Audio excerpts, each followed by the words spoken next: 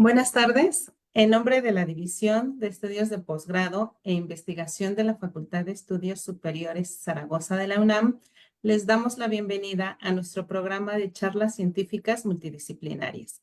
La charla del día de hoy presenta un panorama general de la química de coordinación y organometálica y su encuentro con los productos naturales para su empleo como ligantes funcionales, donde el producto de esta combinación da lugar a especies que, en muchas ocasiones, toman de manera sinérgica sus propiedades farmacológicas y en otras las superan, presentándose como una alternativa altamente atractiva para el desarrollo de nuevos metalofármacos.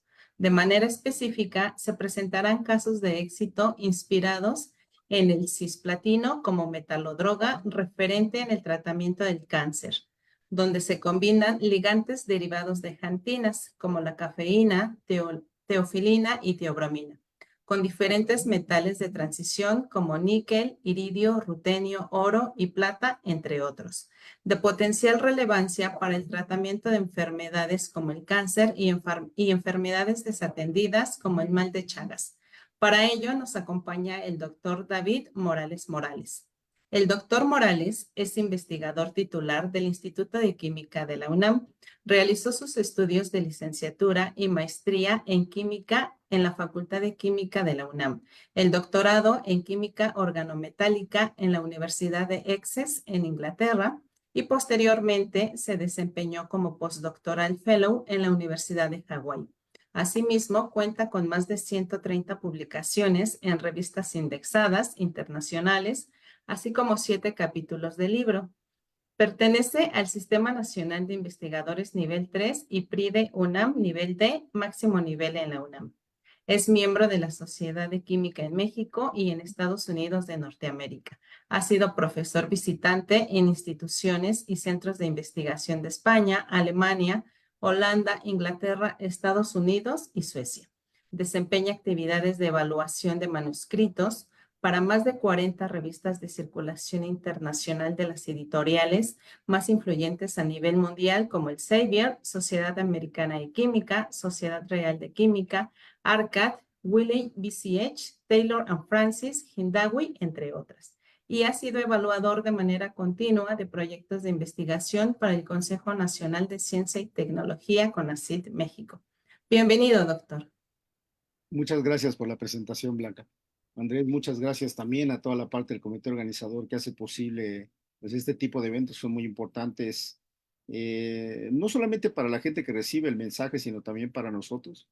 Muchísimas gracias porque eso nos permite realmente, digamos, presentar un panorama, digamos, un poquito más amplio desde el punto de vista de la gente que lo hace y sobre todo, pues, para ver si animamos en el proceso a algunos muchachos para que se involucren en este tipo de investigación y a algunos otros colegas para que puedan establecer colaboraciones y nosotros al mismo tiempo con ellos, ¿no? Muchísimas gracias. Y bueno, pues empezamos. Eh, Como se pueden dar cuenta, realmente la parte del el trabajo o el tema que les quiero presentar el día de hoy tiene que ver con esto que habla de metalofármacos, que generalmente, digamos, no es un término que muy a menudo o que mucha gente realmente esté familiarizada con ellos y que normalmente involucra pues metales pesados, porque generalmente nosotros trabajamos con toda la parte de la mera barriga, de la panza de la tabla periódica. Estamos hablando de todo el bloque D, digamos, hablando desde el punto de vista meramente químico. Y pues bueno, con esos compuestos, pues el gran problema que luego tenemos con muchos de ellos, pues son metales pesados. Y normalmente nosotros asociamos esa cuestión de los metales pesados con una cierta toxicidad, de hecho, de la mayor parte de ellos, pues mala, digamos, sobre todo en términos de esto, ¿no? Entonces, ¿cómo realmente pasa la concepción de que esto sea algo malo a ser algo bueno, ¿no? Es decir, ¿cómo pasamos de un envenenamiento por metales pesados a que esto pueda servir para una cuestión, digamos, de terapia y diagnóstico, teragnóstica en general? Y entonces por eso viene la pregunta y la parte del tema, ¿no? ¿Estos son amigos o son enemigos, ¿no? Entonces, a lo mejor al final de cuentas, al final de la charla no llegamos necesariamente a una conclusión, pero sí lo que vamos a llegar es justamente a poner una perspectiva en la cual nosotros podamos ver que efectivamente mucho de estas cuestiones pues depende de un montón de factores aquí, ¿no? Ahora, dentro de la parte del diseño de fármacos, digamos, generalmente nosotros tenemos una concepción Y normalmente nosotros la parte de esa concepción tradicional que nosotros tenemos, pues va muy asociada sobre todo con la síntesis de algún compuesto en el laboratorio o bien alguna cuestión que nosotros querramos imitar directamente de productos que nosotros obtenemos directamente de la naturaleza.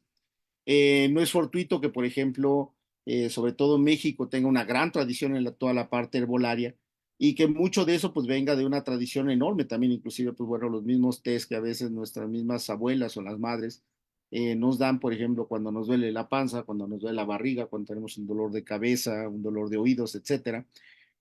O en los mismos pueblos, ¿no? Que también de repente la gente le aconseja a uno tomarse determinadas infusiones o tés de determinadas hierbas o determinados vegetales en un momento dado para tratar de evitar o tratar de combatir una enfermedad en particular, ¿no?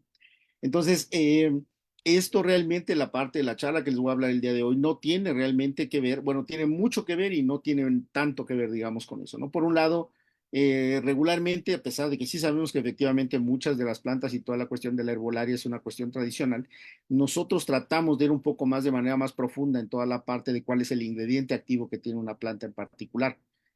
Como ustedes sabrán, pues una de las plantas generalmente genera una cantidad, sobre todo tiene un contenido sobre todo de diferentes compuestos que nosotros denominamos metabolitos, metabolitos secundarios, sobre todo la mayor parte de ellos, que muchos de ellos en particular, uno de ellos es el que tiene la actividad biológica que nosotros queremos aprovechar ahí, ¿no? Entonces, generalmente nosotros trabajamos o preferimos trabajar sobre todo con el compuesto ya aislado, que de hecho eso es toda una parte de un trabajo realmente titánico y sobre todo artesanal, diría yo, en gran parte, de muchos de los colegas que trabajan en el Instituto de Química, ¿no? De hecho, el mismo Instituto de Química de la UNAM tiene una tradición enorme, sobre todo en la parte del aislamiento de productos naturales, así como el empleo, sobre todo para diferentes aplicaciones, pero particularmente de una de ellas y la más potente probablemente en términos de las aplicaciones farmacológicas que tiene, ¿no? Nosotros lo que queremos potencializar, como Blanca justamente estaba haciendo en la parte de la presentación, es tratar de potencializar mucho de la parte de la actividad biológica que tienen estos compuestos, poniéndola junto con un metal, ya que sabemos también históricamente, y esto nos podemos ir inclusive hasta la parte de los egipcios o inclusive un poco más antes, pero los egipcios utilizaban mucho, sobre todo compuestos de plata, cobre, inclusive nanoparticulados, que en ese momento, pues no sé, al menos nosotros creemos que no se sabía justamente toda esa parte de la tecnología y que a la fecha todavía seguimos utilizando compuestos como estos, sobre todo a base de ungüentos y pomadas y demás cosas, ¿no? Entonces, déjenme avanzar un poquito de esto, ¿no? Esto, por supuesto, para que lo podamos entender, digamos que de la manera tradicional, nosotros, insisto, vamos a un laboratorio y sintetizamos una molécula. Entonces, toda la parte de la química orgánica, generalmente de la forma como nos lo enseñan tradicionalmente en la carrera o en las universidades, pues normalmente digamos que lo tenemos claro, ¿no? Para esto generalmente tenemos que echarnos un brinco en toda la otra parte que tiene que ver con algo que se denomina química de coordinación y también la parte de la química organometálica. No quiero presentarles primero pues a mi grupo, sobre todo para agradecerles, ¿no? Porque justamente debido a la parte del trabajo y la chamba que ellos realizan en el laboratorio, pues eso nos permite que nosotros podamos tener un buen bagaje y sobre todo un buen conjunto de resultados, que eso a su vez pues me permite el día de hoy estar aquí compartiendo con ustedes esto, ¿no? También, pues, no solamente requerimos la parte del capital humano y toda la parte de la infraestructura humana que nosotros tenemos ahí, sino también requerimos dinero para poder hacer esto. Mis colegas estarán de acuerdo que últimamente se ha vuelto mucho más complicado, sobre todo hacer nuestro trabajo, justamente por la falta, o más bien que los recursos a veces nosotros siempre consideramos que no son suficientes para poder hacer el trabajo, pero bueno, se pueden hacer, ¿no? Y justamente tenemos diferentes organismos de financiación, como por ejemplo, pues el CONACYT, que nos sigue apoyando justamente para la mayor parte del desarrollo de estos proyectos.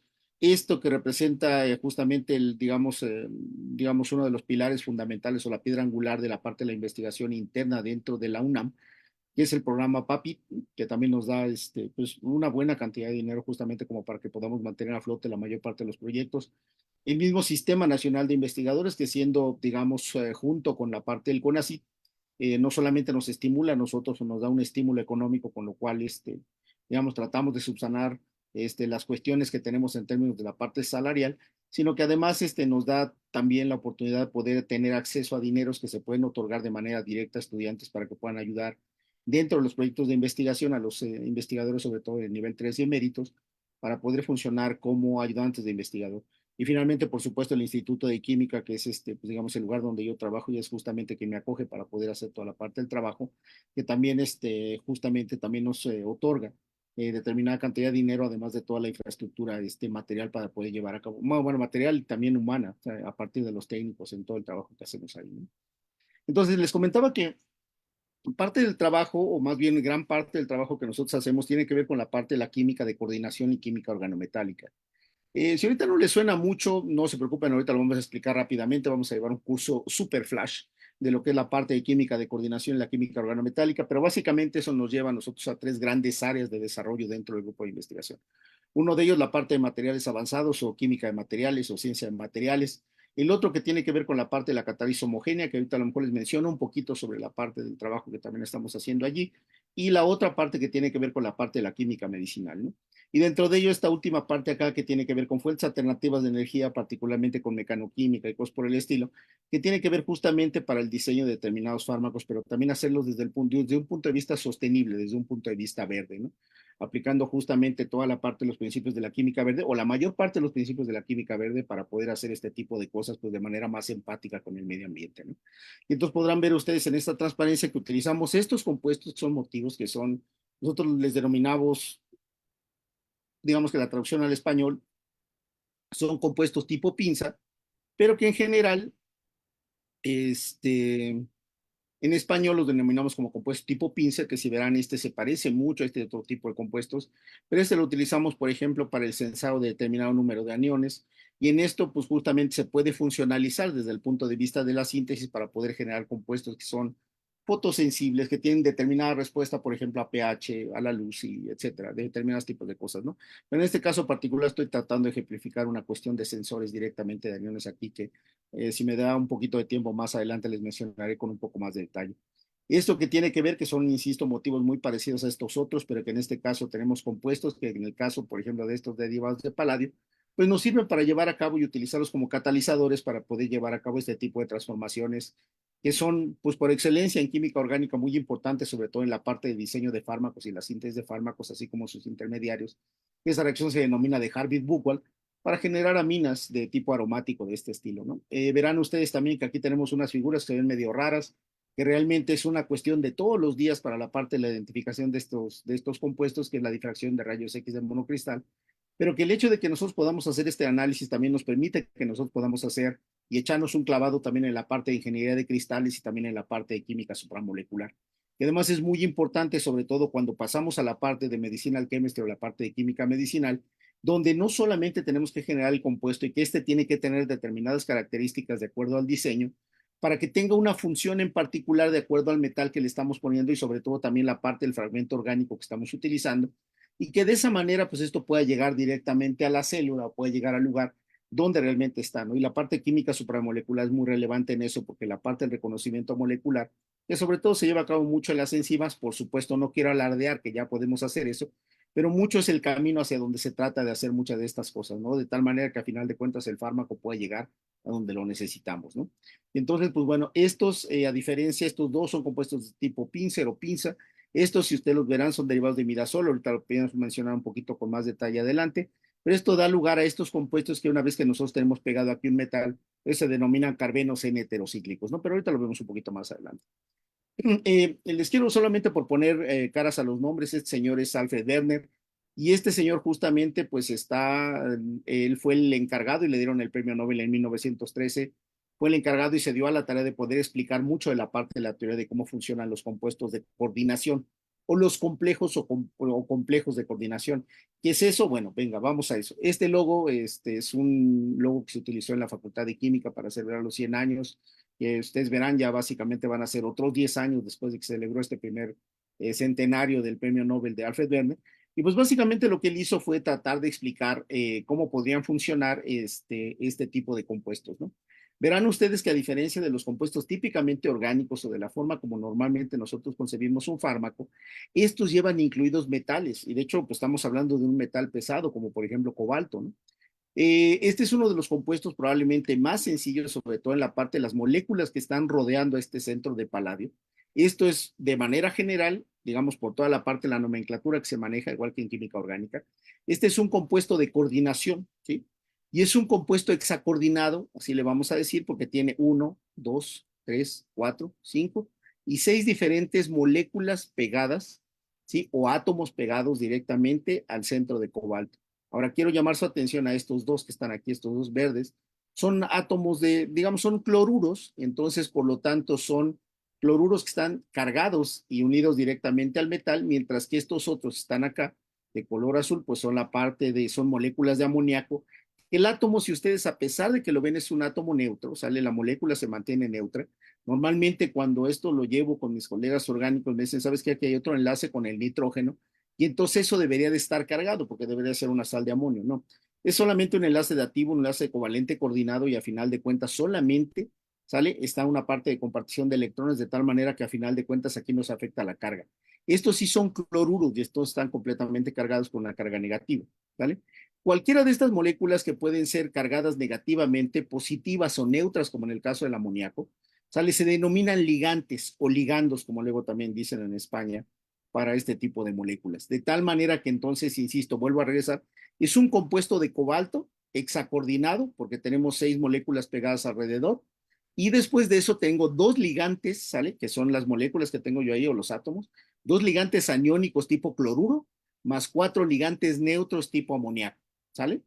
Entonces, eso además, si ustedes lo ven, esto nos da lugar a geometrías. Si ustedes se dan cuenta, por ejemplo, aquí si yo tomo en cuenta este vértice con este otro, este de aquí y este de acá, básicamente tengo una base cuadrada, que si yo tomo ahora en cuenta este átomo de cloro que tengo en la parte de arriba, en la parte del pico o en la zona apical, básicamente imagínense, por ejemplo, la pirámide del Sol, la pirámide de la Luna, o la pirámide en Chichen Itza, que es una pirámide justamente de base cuadrada con la parte hasta arriba, y esto normalmente es una pirámide aquí, y luego si ustedes ven hacia abajo, podría ser justamente otra pirámide pegada en la parte de abajo, lo cual a su vez nos da en conjunción un octaedro, ¿sale? Una geometría octaédrica, que ustedes lo ven aquí, aquí sería una parte triangular, otra parte triangular aquí que se cerraría de este lado, aquí otra cara, sale triangular con esto acá, una cara triangular más acá, y una más de este otro lado que tenemos aquí. Entonces tendríamos un octaedro y entonces estaríamos hablando, cada vez el nombre se va haciendo más compuesto, no más complicado, solo más compuesto, es un compuesto de cobalto, hexacoordinado por los 6 ligantes que tengo, ¿sale? Y con una geometría octaédrica. Ahora, voy a ir a la parte de la fórmula que yo tengo aquí abajo. Si ustedes ven, este es un compuesto que está cargado positivamente. Si yo sé que este cloro que tengo aquí y este cloruro o estos dos cloruros que yo tengo están cargados negativamente, por principio de electroneutralidad, para que yo tenga una carga positiva aquí, pues obvio el cobalto que yo tengo de este lado debería de estar cargado con 3 cargas positivas. Y efectivamente lo que vemos aquí es que tengo 4 moléculas de amoníaco neutras y 2 cloruros, que a final de cuentas me va a dejar un compuesto cargado positivamente. Ahora, más todavía, ¿vale? Si ustedes ven estos átomos de cloro, pues este está aquí y este está acá, pero bien podría estar de este lado o podría estar de este lado. La forma como están acomodados aquí también un poco en, digamos, en congruencia con la parte o lo que nosotros conocíamos o lo que se conocía en ese tiempo de la parte de la química orgánica, pues esta conformación se denomina que es una conformación tipo cis, basada en la parte de los cloruros. Si ahora yo me muevo hacia esta molécula, si la ven es exactamente igual, en términos sobre todo de composición, la fórmula mínima es exactamente igual, pero lo que tengo es que los átomos de cloro uno está enfrente del otro, sale en una conformación pues denominada tipo trans, como ocurre básicamente cuando tenemos una olefina, y nosotros podemos definir la conformación trans o la conformación cis que nosotros tenemos ahí, ¿no? Entonces, mucho de esto, si ustedes ven, está interpolado directamente de toda la parte que nosotros tenemos, ya que ya conocemos de la parte química orgánica. Ahora, de este lado tenemos algo que es bien interesante, porque normalmente el concepto típico que nosotros tenemos de quiralidad, pues es un carbono con 4 sustituyentes diferentes, ¿sí? Quiero que vean que, por ejemplo, esta molécula solamente para ver, esto además, cuando yo tengo estas moléculas o estos ligantes que yo tengo aquí, solamente están unidos a través de un átomo, por ejemplo, de nitrógeno o a esta vez a través del átomo de cloruro o el cloro que tengo aquí. Entonces, esto se denomina que son ligantes monodentados, es decir, que solamente están unidos a través de un átomo donador. En este caso, si ustedes ven aquí, tengo la molécula de tilendiamina. Esa molécula de tilendiamina tiene 2 átomos de nitrógeno. Está tratando de hacer las veces de comparar que yo tengo, por ejemplo, este compuesto que aquí viene a ser, está unido por una molécula de etileno, digamos, o un CH2CH2, de tal manera que al final de cuentas, esta es una molécula que es un ligante bidentado, en lugar de ser monodentado, como la parte del amoníaco viene siendo bidentado en esta parte de acá, de tal manera que se conecta como si tuviera 2 bracitos pegados directamente o 2 manos, ¿sale? Se puede agarrar mucho más fuertemente y eso nosotros lo podemos traducir desde el punto de vista termodinámico a que este compuesto va a ser más estable. o bien que nos va a costar mucho más trabajo quitar este ligante evidentado dinitrogenado, ¿sale? Y sigue siendo un compuesto de cobalto 3 con dos aniones o con dos ligantes aniónicos y dos ligantes ahora, ya no cuatro ligantes monodentados, pero sí dos ligantes bidentados a base de nitrógeno que son neutros. Ahora, si ustedes ven esta molécula, cuando la tenemos aquí, esta molécula es exactamente igual a esta, pero esta es la imagen especular de esta otra. ¿Qué quiere decir eso? Que este tipo de compuestos como son imágenes especulares y además si ustedes lo ven y tratan, ¿sale? Imagínenselo en su mente ahora mismo, ¿sale? No son superponibles uno con otro, de tal manera que estas dos moléculas son quirales, ¿sale? Y por supuesto son enantiómeros de tal manera que este es el compuesto tipo delta. ¿Qué quiere decir eso? Que hace girar la luz, o el plano de la luz polarizada hacia la derecha, mientras que este es el compuesto levo, el compuesto dextro y el compuesto levo, que este lo hace girar hacia la parte de la izquierda. Ahora, moviéndonos un poco hacia la parte, esto solamente para terminar con toda la parte de la explicación, ya vimos que es un ligante que pueden ser neutros, que pueden ser cargados positiva o negativamente, que pueden ser monodentados como el amoníaco o bidentados como la etilendiamina, o pueden ser también tridentados como la trietilendiamina, ¿sale? Y así pueden ser, si son cuatro átomos los que están unidos, puede ser tetradentado, si son cinco es pentadentado, hexadentado, etcétera, ¿no? Además, esto que nosotros tenemos aquí, si ustedes lo ven, está agarrado, insisto, termodinámicamente y también por fuerza está agarrado a través de dos manos. Esto se llama efecto quelato. Y ese efecto quelato también desde el punto de vista meramente energético, termodinámico, le confiere mucho más estabilidad a este tipo de compuestos que estos otros. ¿Qué quiere decir eso? Digamos que de manera muchísimo más sencilla es que me resulta más fácil, por ejemplo, eliminar un ligante de estos que eliminar este ligante completo. A lo mejor sí puedo soltar un brazo, pero me queda el otro y tendría que sacar el otro. Y luego, sobre todo, dependiendo del medio donde se encuentre, pues en el momento que quiero quitar este regresa, etcétera, ¿no? Por eso se vuelve mucho más estable. Ahora, este compuesto, estos dos últimos que tengo aquí, no son iguales, sobre todo en términos de fórmula mínima. Si ven, lo que tengo es quité una molécula de amoníaco y puse otra molécula o otro cloruro. Entonces, eso es solamente para ver el otro tipo de conformación que puedo tener para este tipo de compuestos octaédricos hexacoordinados de cobalto 3, donde en esto, por ejemplo, si ustedes ven recordando la parte del octaedro, los tengo todos en una sola cara triangular. Si vean cómo esto puedo dibujar aquí el triángulo hacia acá. Y esto está en una conformación facial, porque justamente esto se encuentra en una sola cara y esto se encuentra en otra cara. En el caso diferente de estos, que todos se encuentran en la parte de en medio de ese octaedro, ya no se encuentran en la misma cara, pero sí se encuentra, si esto lo partimos en dos, se encuentra justamente a la mitad en una zona meridional. Y así es como se representa. Y digamos, el día de hoy en esta cuestión, en este curso flash de química de coordinación, ya entendimos que es un ligante, es una molécula en principio donadora de electrones o un átomo donador de electrones, en el cual nosotros podemos ponerlo directamente con un centro metálico que puede estar cargado. Sale, generalmente puede estar cargado, puede ser neutro también, porque hay compuestos de coordinación también en estado de oxidación cero, y que estos compuestos pueden ser cuando pueden ser monodentados o pueden ser bidentados, y el hecho mismo de que exista una dentación, por decirlo de alguna forma, más grande que dos o tres, le confiere una estabilidad termodinámica a este tipo de compuestos. Más importante todavía, los compuestos de coordinación, y también ahorita vamos a ver con los órganos metálicos, estos compuestos también pueden ser quirales, pueden tener actividad óptica, ¿vale? Entonces, ¿esto por qué es importante saberlo? Pues bueno, uno se preguntará, pues a final de cuentas, a mí qué me interesan este tipo de compuestos que está presentando este señor, ¿no? Pero lo que nosotros tenemos aquí es directamente, sale algunas de las aplicaciones que nosotros tenemos con estos compuestos, en los cuales nosotros podemos tener compuestos de coordinación, que por ejemplo, si yo les preguntara cómo procede, sale el proceso de respiración o el proceso respiratorio, pues bueno, normalmente nosotros lo asociamos a una cuestión mecánica que tiene que ver con el corazón y los pulmones, cuando realmente es una parte química bien importante que la lleva a cabo la hemoglobina y particularmente este centro que es el grupo hemo de la hemoglobina. Y que si ustedes lo ven, esto es un ligante tetradentado, porque está pegado a través de cuatro átomos de nitrógeno directamente al centro metálico, y está cargado, este es hierro 2, porque tenemos una carga acá de este lado negativa para la parte de ese carboxilato y otro carboxilato con una carga negativa. Y estos son grupos, además, que son grupos hidrofílicos, mientras que estas doble ligaduras que nosotros tenemos acá son grupos hidrofóbicos. De tal manera que al final de cuentas, sobre todo para ser empático por medio fisiológico, recuerden que la sangre puede tener 400 plus componentes, de tal manera que muchos de ellos sí son basados en agua, pero muchos otros son basados en grasas. Ahora, esto como tal, si ustedes lo ven, esto es una porfirina.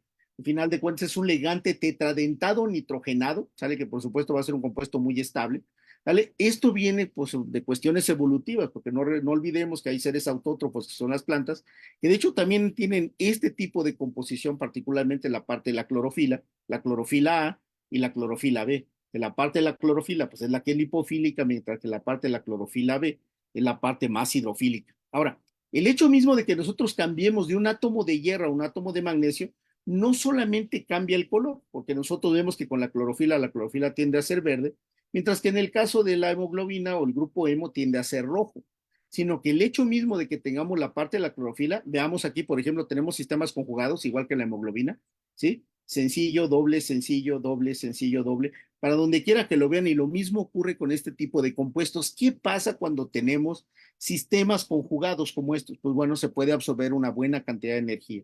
¿Y qué es lo que hacen las plantas? Absorben un montón de energía solar, ¿sale? Y efectivamente después de eso utilizan toda esa energía para poder llevar a cabo el proceso de la fotosíntesis. Y de esa manera poder generar toda la parte de los nutrientes y de esa manera, pues efectivamente nosotros también pues nutrirnos a final de cuentas, ¿no? Dentro de la parte de la pirámide nutricional o de la pirámide, digamos, de sobrevivencia que nosotros tenemos en el planeta, pues nosotros dependemos en gran parte de las plantas y todo el proceso de la fotosíntesis que hay.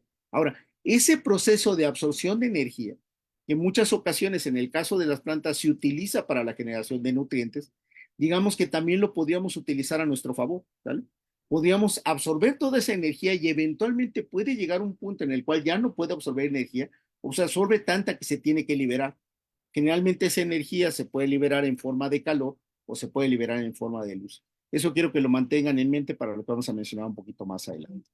Entonces, en este caso, por ejemplo, otra de las cosas que les iba a decir, eso ahí termina la parte de coordinación, rápidamente, que es un compuesto organometálico. Un compuesto organometálico, a diferencia de un compuesto de coordinación, una de las grandes cosas que tiene es que las moléculas que tiene pegadas como ligantes, tiene que existir al menos un enlace metal-carbono. Ahora, este compuesto, digamos, para mí que me dedico a esto, pues me resulta como muy normal, porque este es un compuesto que se denomina un compuesto tipo sándwich y de hecho se denomina, son los compuestos organometálicos por excelencia, digamos, ¿no? Es el compuesto, se denomina ferroceno, y este ferroceno, a final de cuentas, lo que tenemos aquí, si ustedes ven, son enlaces metal-carbono, metal-hierro con el carbono que tengo acá arriba, y este es un grupo que se denomina ciclopentadieno, ¿vale? Y este grupo ciclopentadieno que nosotros tenemos aquí es un anillo de 5 miembros aromático, ¿sí? Como ocurre en el caso del benceno, pero esa aromaticidad que tiene se debe justamente a la parte del compuesto que forma. Este compuesto libre tal cual, digamos, no existe, tiene que existir como una sal, al final de cuentas, ¿no? De hecho, es parte del proceso de la síntesis. Pero bueno, para fines prácticos, si existe un enlace metal-carbono, estamos hablando de un compuesto organometálico, a diferencia de los compuestos de coordinación, que generalmente tenemos átomos donadores, que tenemos un enlace metal-nitrógeno, metal-oxígeno, metal-azufre, metal-fósforo, etcétera, ¿no? Entonces, si aparte tengo un enlace metal-carbono, estamos hablando de un compuesto organometálico. Ahora, esta es la definición, digamos, más general y más tradicional de la parte de los compuestos organometálicos. Hoy en día, si nos metemos a revistas como, por ejemplo, por excelencia, la más conocida, el Organometallics, la definición de compuestos organometálicos también involucra, por ejemplo, estaño, puede involucrar silicio, puede involucrar germanio, y ese tipo de compuestos no nos vamos a meter muchísimo más allá. Vamos a ver la definición tradicional de esto.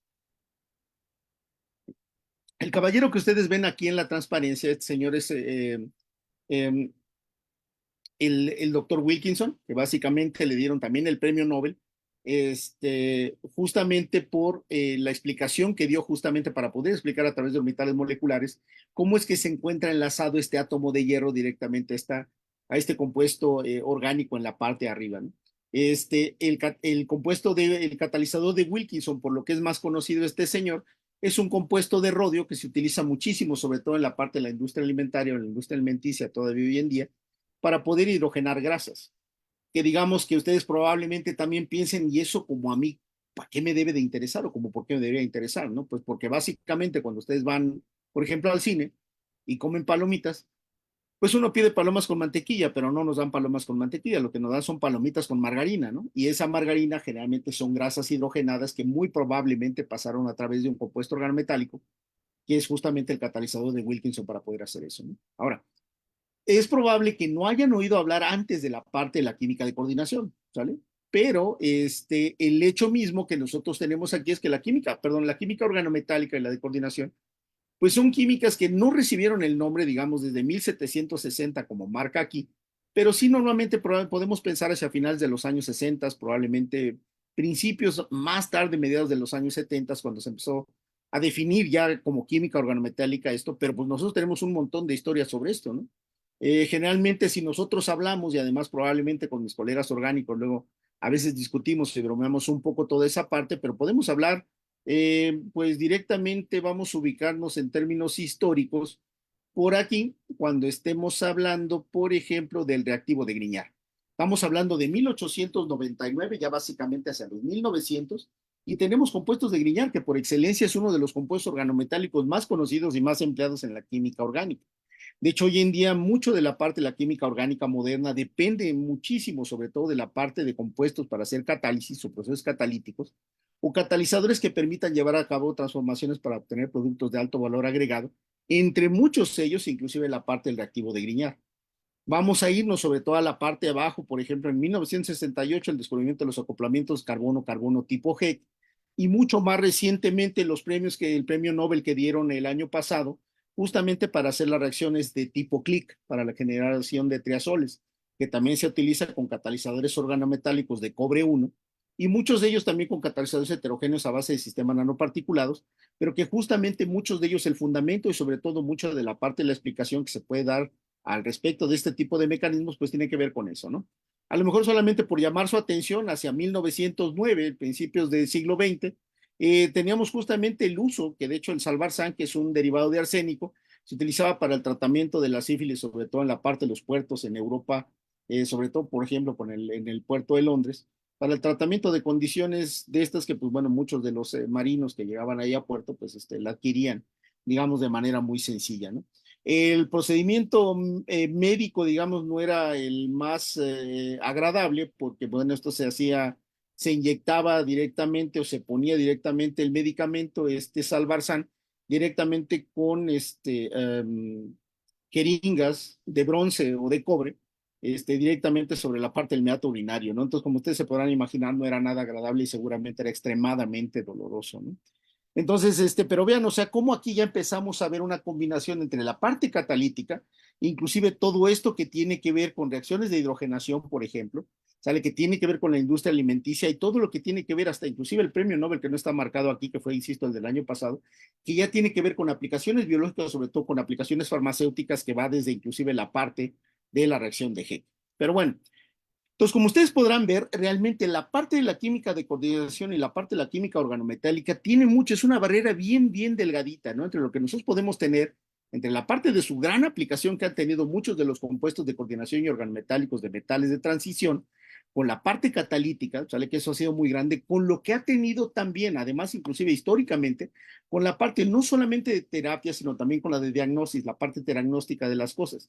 Ustedes verán que aquí sin problema puedo tener de este lado tengo rutenio, pero de este lado también tengo rutenio. Aquí puedo hacer reacciones de hidrogenación por transferencia con rutenio. Aquí los puedo utilizar para tratamiento de cáncer. La parte del hierro, generalmente lo utilizo para hacer catálisis biomimética de este lado, o puedo utilizarlo de este lado para generar, digamos, compuestos que puedan hacer la mímica para determinado tratamiento de determinadas enfermedades, como por ejemplo el vanadio, que últimamente se están utilizando muchos de estos compuestos para tratamiento de diabetes tipo 2, o el platino, que se ha utilizado ya durante un número de años, sobre todo desde finales de los años 60. Ya, digamos que todo viene aprobado por la FDA, sobre todo por ahí de los años 70, para la parte del cisplatino. Compuestos de manganeso que también se han utilizado para tratamiento de cáncer, compuestos de estaño que en muchas ocasiones en la parte de la catálisis se utilizan como agentes oxidantes, etcétera. O por ejemplo, en este caso, el oro en la parte de catálisis para hacer reacciones de 3 componentes para generar aminas propargílicas que son importantes en la química farmacéutica, o bien la parte del oro en este caso para tratamiento de la artritis reumatoide. Entonces es muy bonito cómo realmente nosotros podemos generar compuestos que no solamente, digamos, tienen una sola aplicación en la parte de catálisis, sino que nosotros lo podemos traducir muy rápidamente para que pueda cambiar esa barrera delgadita para poder hacer ahora un poco de química medicinal. Esto también, el mensaje que quizá les quiero dar aquí también es que la química es una sola y a final de cuentas no debemos de encajonarnos en una sola cuestión como químicos orgánicos, inorgánicos, organometálicos de coordinación, medicinales, catalíticos, etcétera, sino que realmente mucho de lo que nosotros hacemos es ponerla en conjunto y hacer esta química transversal que hoy en día pues se nos pide, pero que siempre ha sido una necesidad, que es justamente toda la parte que tiene que ver con el montón de aplicaciones que le podemos dar a este tipo de compuestos. Ahora, déjenme ir un poquito más hacia esto, nada más para decirles aquí, mencionarles cómo es más o menos que este tipo de compuestos ahora lo podemos decir. Inicialmente yo les hablé de química de coordinación, luego de química organometálica, pero si nosotros ya le empezamos a dar aplicaciones a esto, empieza a sonar todavía más bonito el nombre compuesto, ¿no? Porque entonces ahora puedo decir que hago química bioorganometálica, ¿no?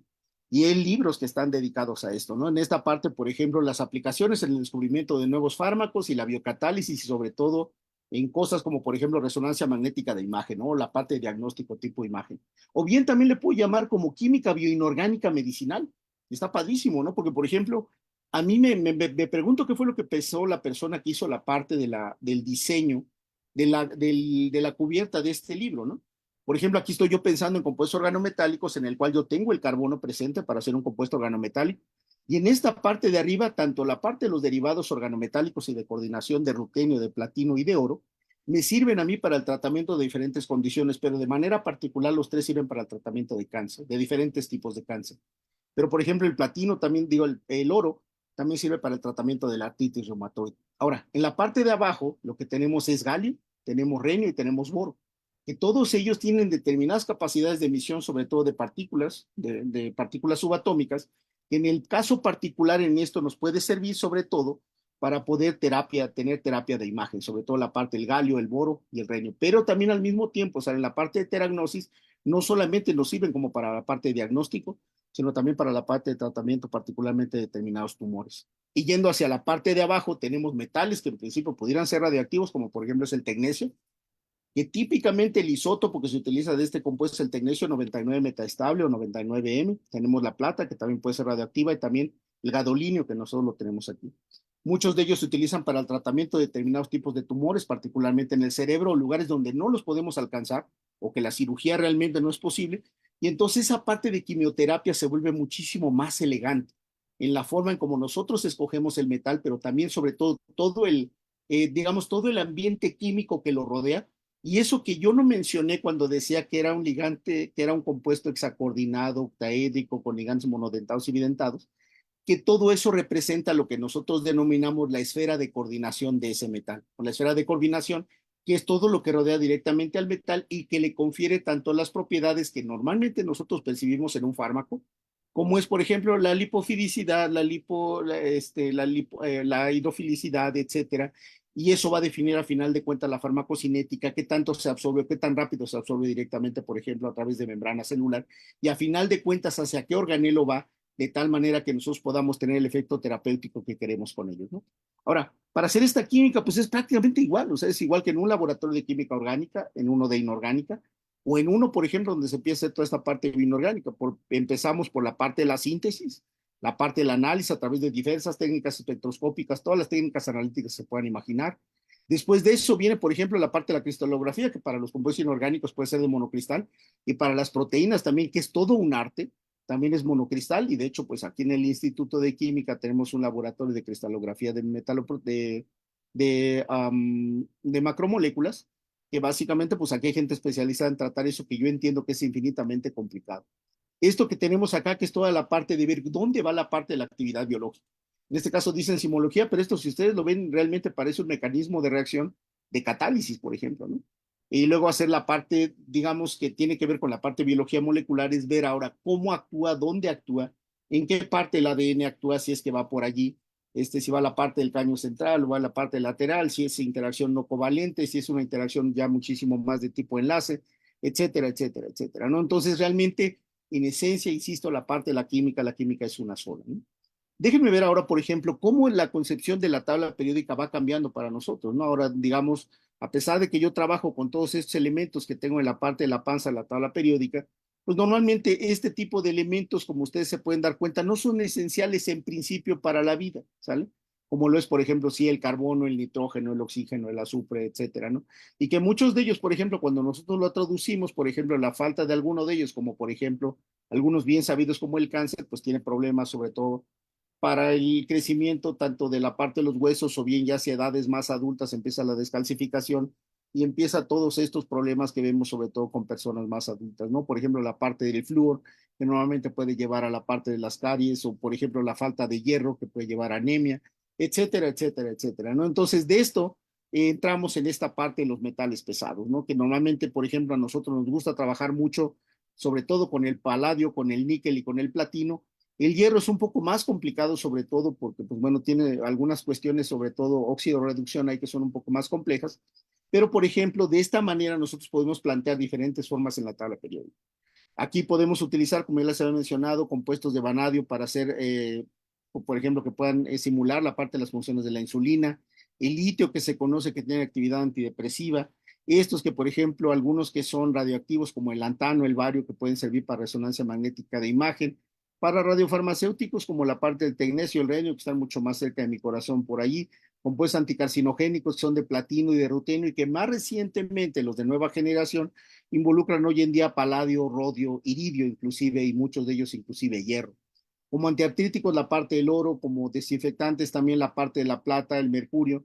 Esto les he mencionado por un montón. Hay un compuesto sobre todo que antes se vendía y se sigue vendiendo, pero ya no tiene mercurio, que era el mertiolate, que de hecho justamente por el puro nombre así se denominaba mertiolate, sale porque era mer de mercurio y el tiolate es porque llevaba un azufre, ahorita se los muestro un poquito más adelante, y por ejemplo la parte del bismuto, sale que de hecho normalmente a lo mejor en época de examen y para gente que está muy estresada, pues típicamente se toman el famoso Pepto-Bismol, ¿no? Entonces ese tipo de cuestiones son bien interesantes, ¿no? Al final de cuentas, a lo que llegamos, nosotros podemos llegar a la conclusión, sobre todo para ir adelantando un poco en la conclusión de que si los metales pesados son amigos o enemigos. Paracelso lo decía ya hace un número de cientos de años, que nada es veneno, todo es veneno, la diferencia está en la dosis, y este señor que se ve muy contento aquí, que es Alfred Hoffman, que parte la diferencia entre un veneno y una medicina y un narcótico, simple y sencillamente la dosis. Para mayor referencia, Alfred Hoffman fue pues, el diseñador que sintetizó la parte del LSD, entonces sobre todo que fue un compuesto, digamos, que se utilizó mucho, sobre todo a finales de los años 60 y sobre todo mucho en la época de los años 70 hasta mediados de los años 70, ¿no? Y ha tenido diversos usos a lo largo del tiempo. Ahora, dentro de esto, déjenme adelantar un poco más para poderles enseñar algunas de las cosas que quiero aquí. Un ejemplo que les mencionaba, el mertiolate, ustedes lo ven, tenía mercurio, ¿sale? Hoy en día ya no tiene este mercurio, ya una tintura roja, hoy en día ya hay tintura azul y hay tintura también incolora, pero si ustedes lo ven, una de las grandes características que nosotros queremos tener particularmente con los compuestos, estos metalofármacos, es que debe de tener el metal, pero eso en muchas ocasiones limita la parte de la solubilidad, sobre todo en medio fisiológico. Entonces, para promover eso, pues hemos puesto, por ejemplo, fragmentos como son de azúcares, sales sulfonadas, fragmentos más de azúcares, compuestos de tipo iónico, como en este caso, pero si ustedes lo ven aquí es un carboxilato donde tenemos la parte del azufre, ¿vale? Entonces, el metal por sí mismo, el mercurio, se sabe que es tóxico, que es venenoso, que es teratogénico, carcinogénico, etcétera, y sin embargo, durante mucho tiempo lo utilizamos como un fármaco justamente porque en esencia lo que aprendimos fue a controlar o a domar las propiedades, digamos, como si fuera un veneno, hacerlo suficientemente venenoso como para que mate la bacteria, que en un momento dado nos podía causar una infección, pero que no fuera tóxico para nosotros, ¿sale? Entonces, de esto vamos a entrar a esta parte que tiene que ver con cáncer, que es una de las pandemias enormes que hemos tenido, muchísimo más allá que la que acabamos de pasar hace poco con el COVID, pero es una de las pandemias que requiere mucha atención y que desgraciadamente pues los casos de cáncer han ido avanzando muchísimo más, sobre todo aumentando particularmente, sobre todo en la población que es menor a 45 años de edad, donde antes normalmente se asociaba justamente con la parte de ir haciéndonos viejos, de tal forma que los sistemas iban, digamos que perdiendo un poco la parte de la brújula o el control para procesos reproductivos, sobre todo a nivel celular, ¿no? Entonces, esto sobre todo es muy relevante ahorita que acabamos de pasar justamente el Día Mundial del Cáncer, que fue el 4 de febrero, donde, pues bueno, básicamente a lo que llama es justamente a la parte de la concientización, sobre todo de un diagnóstico temprano, para poder combatir pues de la mejor manera esto y que sobre todo pues la investigación de cáncer siga siendo financiada de la manera correcta para que sigamos avanzando y eventualmente pues tratar de sobrepasar este tipo de circunstancias que tenemos aquí, ¿no? Entonces, déjenme mencionarles, quiero a lo mejor avanzar, si me lo permites, un poco eh, aquí, Andrés, me voy a tomar, si me lo permites, 10 minutitos más para explicar dos cosas. que es muy importante desde el punto de vista, digamos, de la parte de los descubrimientos. Sobre todo esto es, digamos, muy importante, sobre todo ahora que tenemos una tendencia a no ser muy tolerantes al fracaso, y es la parte de la casualidad, digamos, o hacer las cosas de chiripa, o como se conoce normalmente la parte de la serendipia. Esta definición en particular me gusta mucho y por eso me atrevo a leerla. Dice, es un descubrimiento, un hallazgo afortunado e inesperado que se produce cuando se está buscando otra cosa distinta. Sí, dice, también puede referirse a la habilidad de un sujeto para reconocer que ha hecho un descubrimiento importante, aunque no tenga relación con lo que busca. Y esto es realmente lo que tiene, y de esto se alimenta un montón la parte de la investigación científica. Sobre todo para los jóvenes, muchísimo más allá que muchos de nosotros ya estamos metidos en este ajo, es que entiendan que en muchas ocasiones la cuestión no es que salga el experimento tal y como dice en el manual, que luego en muchas ocasiones así nos acostumbramos porque tenemos un manual y hacemos prácticas, y si no sale, pues sentimos que, no sa que como que fracasamos en el asunto, pero si sale realmente como que en muchas ocasiones a veces ni siquiera nos causa una emoción porque eso era lo que tenía que salir. La investigación es un poquito más complicada, sobre todo desde el punto de vista que nos pega muy duro desde el punto de vista anímico a veces, porque muchas ocasiones, o las más de las veces, no necesariamente sacamos lo que nosotros queremos, pero realmente es donde existe la parte de la ventana de oportunidad, porque nosotros podemos tener resultados y en muchas ocasiones se pueden ir al frasco de desechos, o bien nosotros podemos analizar y tener un descubrimiento que, como dice aquí, reconocer un descubrimiento importante que no tenga relación con lo que se buscaba. Así le pasó justamente al señor, el señor Van Rosenberg, en 1965. Básicamente lo que él hizo es un experimento que quería ver cómo le afectaba la corriente eléctrica, ¿sí?, al proceso, digamos, de replicación o de reproducción de la parte de replicación del Escherichia coli. Entonces el señor agarró, puso Escherichia coli, puso el microorganismo ahí directamente en un buffer de cloruro de amonio, ¿sí? Y le dio toques, básicamente, ¿no? Ahora, esos toques que le dio o le hizo pasar corriente, se los hizo pasar corriente a través de unos electrodos de platino. Entonces, sin querer, lo que este señor hizo, ¿sale? Porque además lo que veo es que cuando le pasaba y le daba sus toques, cuando pasaba corriente a través del caldo que tenía justo con el Escherichia coli, pues lo que él veía es que justamente la parte de, digamos, de la replicación del Escherichia coli, pues no ocurría, ¿no? O sea, disminuía o francamente no pasaba, ¿no? Entonces, en esencia lo que vio, ¿vale?, es que hizo una síntesis, ¿sí? Una electrosíntesis selectiva, ¿sale?, del compuesto cisplatino que nosotros tenemos en la parte de aquí arriba. El platino, por supuesto, en estado metálico, en estado sólido, que se utilizó como electrodo. El amoníaco se tuvo justamente de procesos redox, se tiene a partir del cloruro de amonio que se ponía allí, pero el hecho de que se haya hecho de manera electroquímica dio lugar a que tuviera esta conformación de tipo cis y no de tipo trans, que también puede existir, donde los dos amoníacos uno se está viendo uno al lado del otro y el cloro se está viendo uno al lado del otro. Muy relevante, porque es tan relevante, porque, o sea, le salió, yo creo, al menos es lo que quiero pensar, porque así es más o menos como se describe la historia, de pura chiripa que sacó el CIS y después, bueno, toda la parte de la explicación que llevó un número de años más para mostrar que efectivamente este compuesto, ¿sale?, a partir de un experimento que aparentemente no tenía nada que ver, podía servir como un anticarcinogénico muy eficiente, que de hecho hoy por hoy sigue siendo uno de los compuestos anticarcinogénicos que se utilizan muchísimo más alrededor del mundo para el tratamiento de diferentes tipos de cáncer, no solo por la eficiencia que tiene, sino también pues por la parte de los costos, ¿no? Entonces, es una cosa que hay que tomar mucho en cuenta. Después de eso, pues bueno, como ustedes ven, es una molécula muy sencilla y realmente para mantener esta conformación de tipo cis, es decir, que los dos amoníacos estuvieran de un solo lado, pues la gente empezó a pensar, pues ¿para qué le pongo dos amoníacos si tengo diaminas? ¿Y qué tal que le pongo un centro quiral? ¿O qué tal que le pongo dos centros quirales? ¿Qué tal que ahora cambio la parte del cloro por un derivado de oxigenado, ¿no? Y a final de cuentas, de todo ese raciocinio que la gente ha hecho y la experimentación que ha hecho, ¿sale?, existen un número de millones de compuestos derivados de platino y de los cuales solamente a la fecha funcionan estos tres, ¿sí? El carboplatino, el cisplatino y el oxaliplatino. Y no se ocupan en todo el mundo. O sea, algunos de ellos solamente se ocupan en Asia, otros solamente se ocupan en Europa y el cisplatino, que es el que se utiliza de manera más global a nivel mundial. Y después, pues bueno, se empezó a pensar en qué pasa si ahora le cambiamos el estado de oxidación al metal, porque aquí tiene un estado de oxidación de 2 más, aquí por ejemplo es de 4 y además no solamente cambia el estado de oxidación y el número de coordinación, que ustedes aquí lo ven, es 4, es un compuesto tetradentado, ¿sale? Con una geometría plana, plana cuadrada, como luego a veces decimos nosotros, dos ligantes aniónicos, dos ligantes neutros, pero también está este otro que tiene dos ligantes aquí también, que de hecho son 4 ligantes, dos de los cuatro, de 4 de ellos son aniónicos, son 2 carboxilatos. Tenemos 2 cloros también negativos y una parte de una molécula de amoníaco y una parte de una amina terciaria que tenemos ahí. Ahora, se sabe que, por ejemplo, todos los compuestos de platino 4 terminan siendo compuestos de platino 2, pero luego también a alguien se le ocurrió, ¿por qué no ponemos moléculas que también tienen actividad óptica, por ejemplo? ¿No? Y ahora, ¿por qué no cambiamos el platino por rutenio? ¿Y por qué no lo hacemos iónico? ¿Por qué no lo hacemos neutro, pero con compuestos como estos o ligandos como estos, que lo hacen mucho más soluble en agua?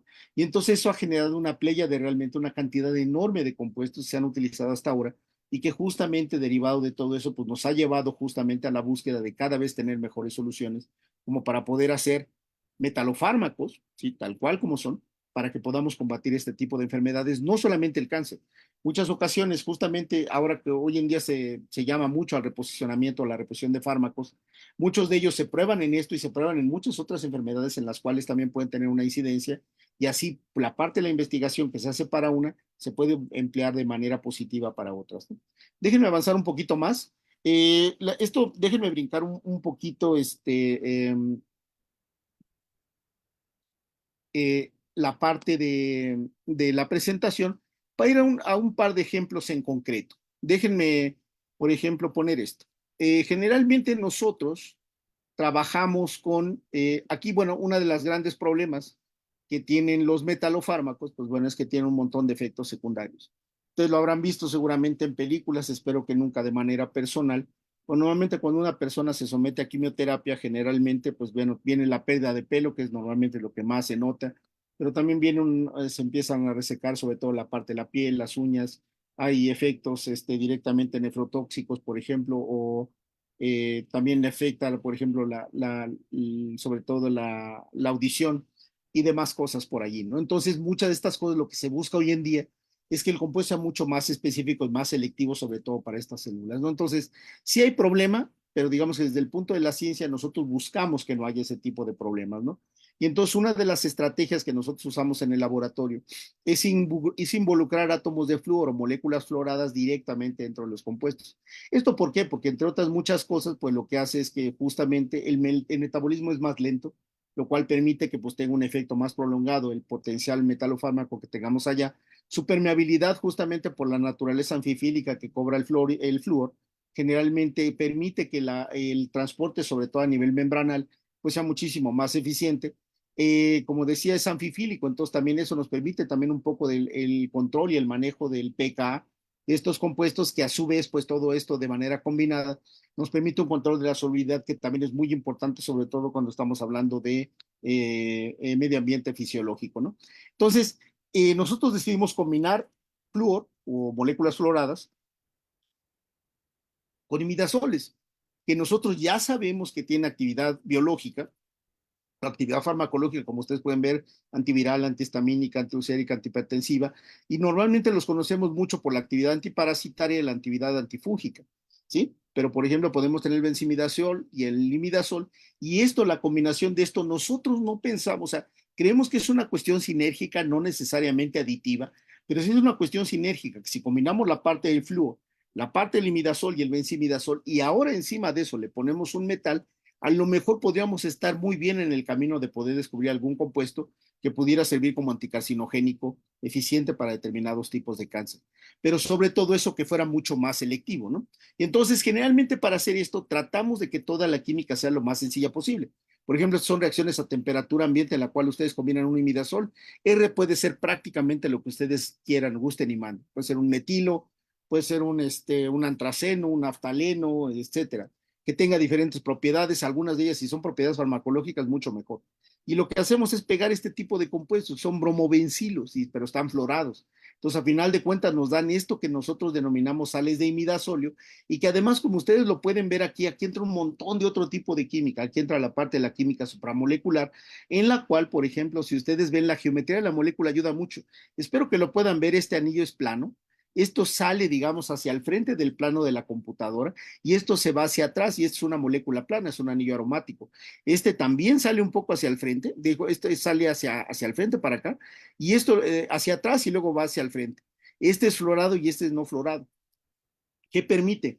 que podamos poner este reconocimiento molecular aquí entre anillos florados y anillos no florados para tener esto que en química supramolecular, y a lo mejor alguna vez les podemos dar una charla relacionado con eso, se denominan interacciones de tipo pi aromático, que son de las interacciones probablemente que más prevalecen, sobre todo para la parte del reconocimiento molecular de determinados fármacos, en las dianas que típicamente se tiene que llegar para que estos compuestos tengan la actividad farmacológica. Entonces, bueno, ya tenemos esta molécula que esto va a ser mi ligante, ¿sí? La molécula que yo le voy a pegar al metal, y entonces empiezo pegándole plata. Y este compuesto por sí mismo tiene actividad farmacológica, antibacterial. ¿Por qué? Porque ya tiene la parte de la plata. Y se fomenta y se promueve mucho más y tiene una actividad mucho mayor que si yo utilizara solamente el compuesto de plata o la sal de imidazolio solo. Pero esto luego lo puedo hacer en una reacción que se denomina de transmetalación en química organometálica y en química de coordinación, cambiar esta plata por este paladio y a final de cuentas tener estos compuestos. Y este compuesto me puede servir también para tratamiento como anticarcenígeno, pero también me puede servir como un catalizador eficiente para hacer acoplamientos carbono-carbono. Es muy bonito porque además como sigo teniendo los anillos aromáticos, estos se acomodan muy bonito las moléculas y cristalizan, lo cual me permite tener estas figuras que yo tengo acá, que son estructuras de difracción de rayos X, que es lo más cercano a lo que yo tengo en estado sólido de una representación de la molécula tal cual en 3 dimensiones. Quiero que vean otra vez, volviendo a la parte de la idea de que la química es una, como este trabajo en diferentes formas, en diferentes etapas, lo hemos publicado en el Journal Molecular Catalysis, ¿sí?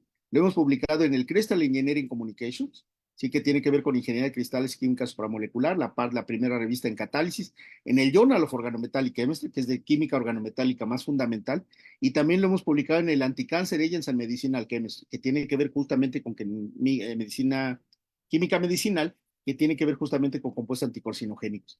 Este otro que la verdad es que a mí me parece una molécula muy bonita, es una chulada, como yo luego le digo, que es un compuesto, un carbeno N heterocíclico de oro, ¿sí? Con un compuesto florado y un metilo acá, que me sirve para hacer reacciones de acoplamiento de 3 componentes para hacer aminas propagílicas.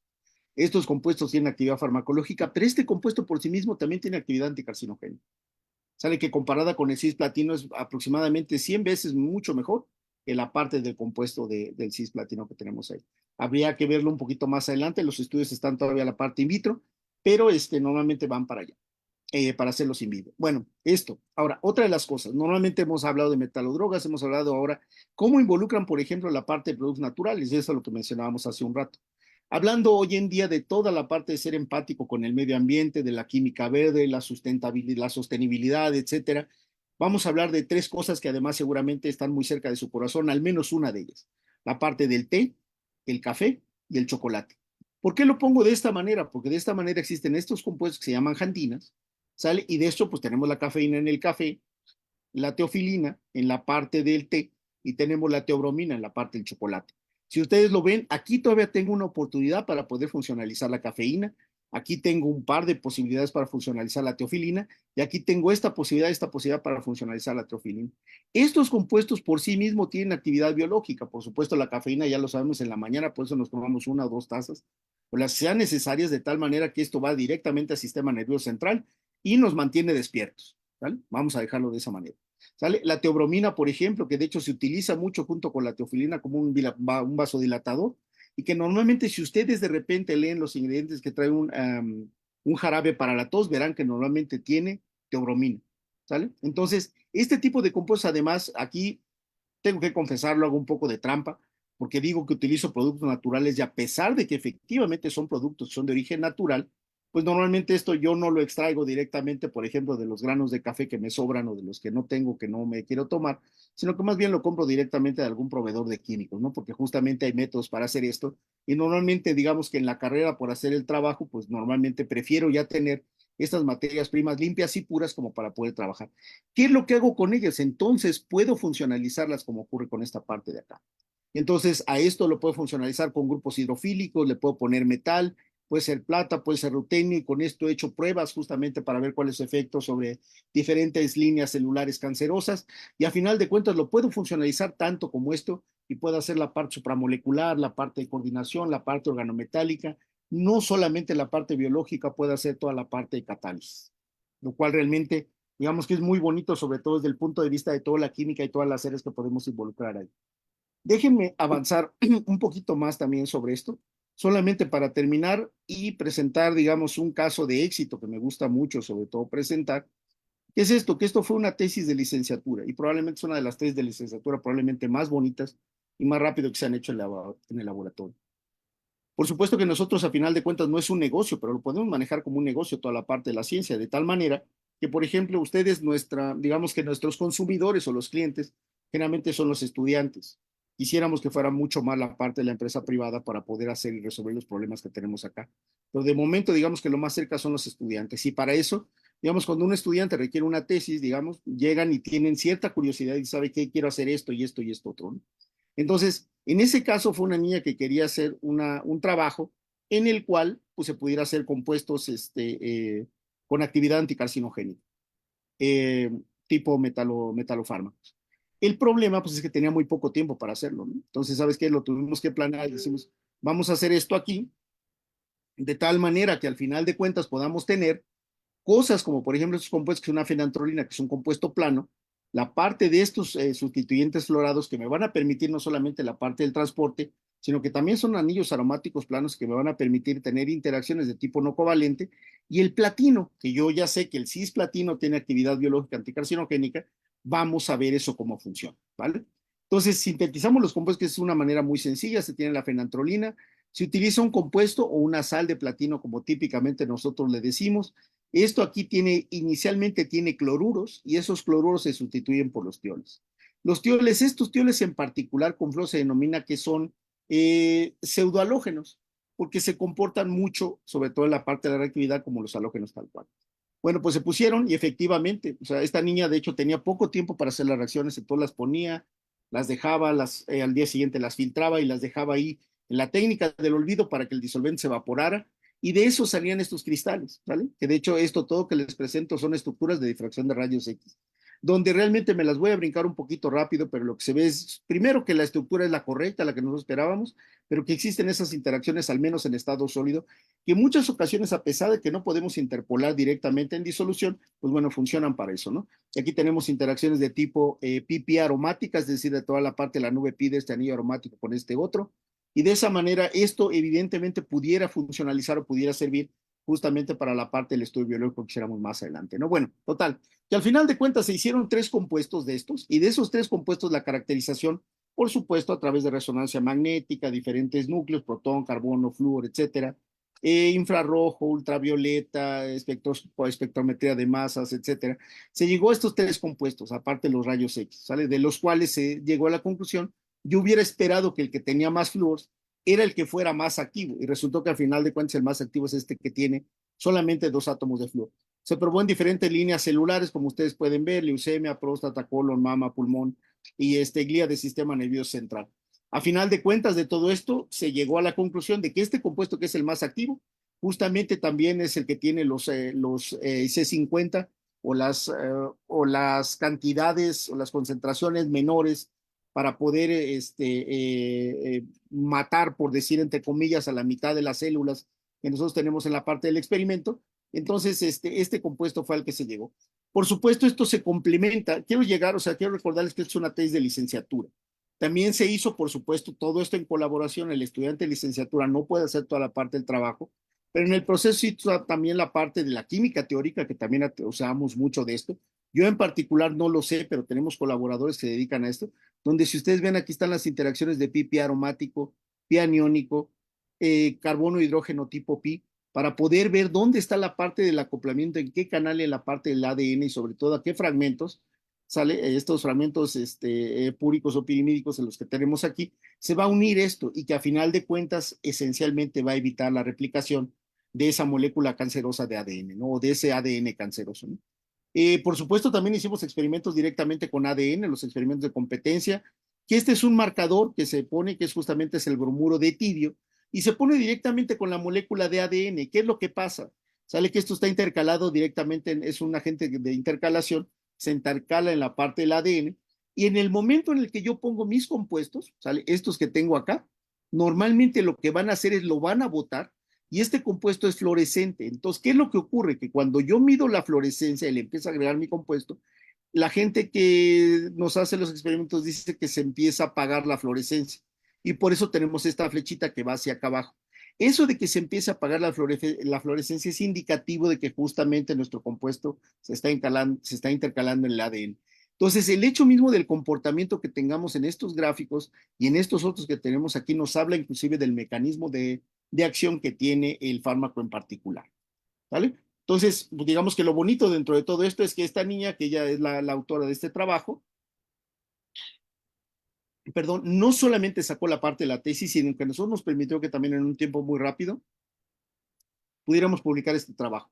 Además, en una revista que probablemente a lo mejor no le suene mucho, pero es el Journal of Inorganic Biochemistry. O sea, sí ahí está el Journal of Biochemistry, pero también hay Inorganic Biochemistry, que tiene que ver justamente con todo el uso de metales para la generación de metaloproteínas, metalofármacos, etcétera, en diferentes procesos bioinorgánicos o bioorgánicos o de bioquímicos dentro de la parte del organismo.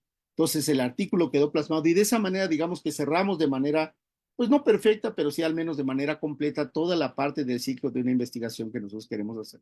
Por supuesto, ya se imaginarán que, por ejemplo, la parte del trabajo directamente con un estudiante de máster 1 de doctorado es todavía mucho más completo y a veces mucho más complejo, pero justamente con esto les quería dar una probadita de lo que nosotros tenemos acá. Por supuesto, dentro de esto todavía se pueden hacer un montón de cosas, por ejemplo, moléculas como estas de los compuestos tipo pinza que les había mencionado, que tenemos un par de libros escritos con esto, ¿vale? Que también si alguno de ustedes desea echarle un vistazo, particularmente este se los puedo hacer llegar. Y en estos otros, por ejemplo, que tenemos moléculas donde, como les mencionaba, los podemos utilizar como sensores. Por supuesto, esto no lo hacemos solo, lo hacemos con un montón de colaboradores, en este caso mi colega, el doctor Alejandro Doraz, con el Instituto de Química, para utilizarlos como sensores de aniones. Estos otros donde se le ponen fluoróforos o se le ponen sistemas a través de los cuales podemos hacer fotocatálisis, o estos, por ejemplo, que se pueden soportar sobre grafeno.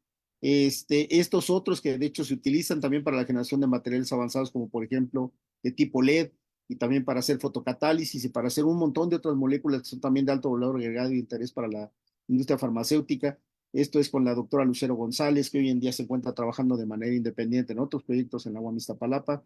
Y de ahí, pues básicamente para donde ustedes gusten y manden con este tipo de cosas, ¿no? Hemos tenido la fortuna, por ejemplo, de que algunos de estos compuestos han sido suficientemente interesantes como para que sean la portada de varias revistas.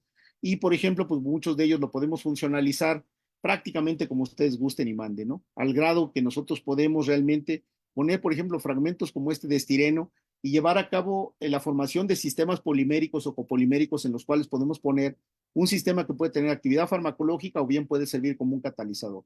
Entonces, básicamente digamos que es un panorama, digamos, con un poco más de tiempo, todavía me tiraría mucho más. Andrés, Blanca, les agradezco toda la parte del comité organizador y todo este conjunto de ustedes que han hecho este esfuerzo enorme para generar este tipo de charlas. Les agradezco mucho y si tienen alguna pregunta, duda o comentario, si el tiempo lo permite, estoy a la orden. Si no, tienen mi cuenta de correo electrónico, ahí se pueden referir.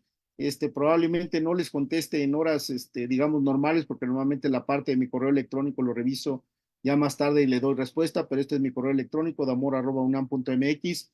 Eh, Queremos gente trabajando en esto, queremos colaborar con mucha gente, sobre todo si ustedes creen que además esto les puede sumar o les puede servir para algún experimento que esté usando, con muchísimo gusto. Andrés, muchas gracias, Blanca, cuando quieras.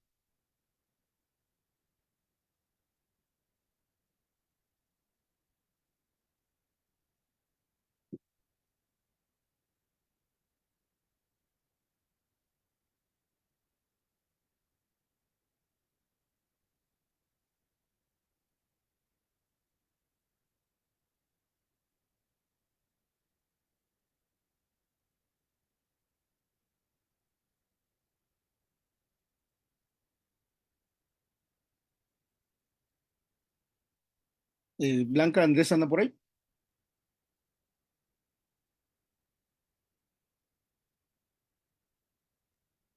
Bueno, me escucha, tenía el Ya, micrófono no, no, apagado. no, ya te escuché, colega, ¿qué Le tal? decía que muchas gracias. Tengo tres preguntas personales Con mucho acerca de gusto, man. la última sección, vaya. Ujú. Justamente se sabe que en la farmacéutica, que el flúor es un compuesto que favorece la actividad biológica. Ujú. Sin embargo, dentro de las tres moléculas que presentó, el que tiene solamente dos es el que tiene mayor actividad biológica. Exactamente. ¿Esto a qué se debe si toda la molécula es similar en los tres compuestos? Claro, pues mira, realmente digamos que no lo tengo claro, o sea, la verdad es que no lo tengo claro, como te mencionaba, yo esperaba que el compuesto que tenía más flúor fuera el que funcionara mejor, pero parece ser que pudiera tener que ver con cuestiones de conformación. Ah, ok. Es decir, si tú, por ejemplo, si tú haces el platino así plano, parece que los dos átomos de flúor están así, como poniendo las manos de frente. Bien. Mientras que, por ejemplo, en el caso del que tiene cuatro flúors, tiene un protón acá y eso afecta, sobre todo, tiene influencia de puentes de hidrógeno. Mientras que este otro tiene como que más protones, entonces el hecho de que tenga eso, también las interacciones de tipo puente de hidrógeno parece ser que hacen que este funcione mejor, a diferencia de este otro. Ah, ok. Creo que va por ahí el asunto. Tiene que ver más con la parte de las interacciones no covalentes, que de hecho normalmente nosotros no lo tomamos en cuenta, pero como te puedes dar cuenta, sobre todo en la parte del docking, son fundamentales, ¿no? Para poder llevar a cabo ese tipo de procesos. Y las que predominan mucho más, aparte de las interacciones de tipo PP, son las de tipo puente de hidrógeno. Sí. Sí, además de que la molécula que tiene más flúor está generando, me imagino, más interacciones tipo, al de tipo halógeno. Exactamente. Entonces, esas son menos estables que las de enlaces de hidrógeno. Ujú. Y Ok, no olvidemos además que también el hecho mismo de que estén los flúors, a pesar de que es un átomo muy pequeño, las cuestiones también desde el punto de vista estérico son mayores. sí, sí, sí. Y sí, Ujú. sin duda, por ejemplo, esta parte de todas las interacciones pp, cation pp e hidrógeno pi está muy Ujú. presente en todos los, en la mayoría de fármacos, además de los enlaces de hidrógeno, que Claro, sería otro tipo de interacción que se da muy frecuentemente. Y luego, exacto. por ejemplo, en donde menciona de la línea celular de glía, Ujú, glioblastoma, por ejemplo, aquí sabemos que, como mencionó, es un estudio preliminar o ujú. in vitro.